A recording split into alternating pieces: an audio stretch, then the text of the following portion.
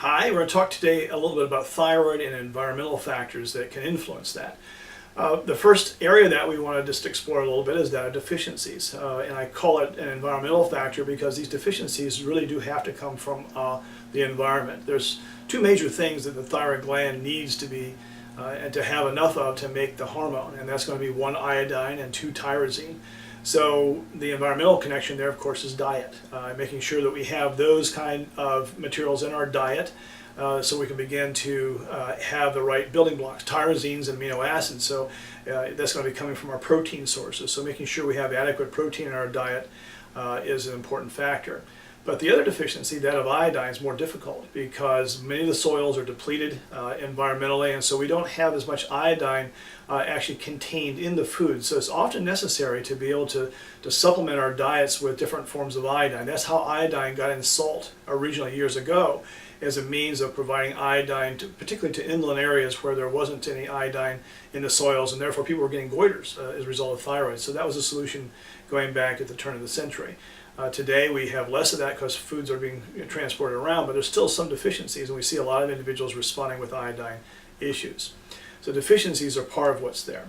Dietarily, though, we also have a different kind of issue besides just perhaps the deficiencies in our diet, is that we begin to start having issues of different kinds of foods causing reactions, such as wheat. For example, there's a direct relationship between wheat sensitivity and what can happen with the thyroid, specifically with conditions like Hashimoto's, which we'll talk about in a subsequent section of our thyroid.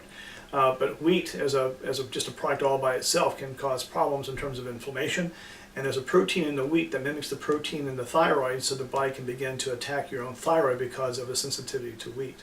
But this is true of other inflammatory processes in the body as well that take place because of things like leaky gut or IBS or other conditions that can begin to influence that.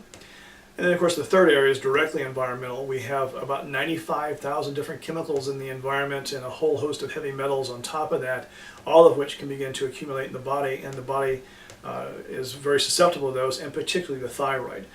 Things like heavy metals, particularly nickel and mercury, those things a lot of times will bind in the thyroid because there are receptor sites in the thyroid that attract these metals. And when those metals are there, then obviously the thyroid can't function correctly.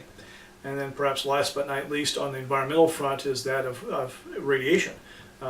We have all these nuclear power plants and the fallout that's occurring. We don't hear much about what took place in Japan any longer, but there are unfortunately higher levels of radiation in the environment, and the thyroid is particularly susceptible to radiation.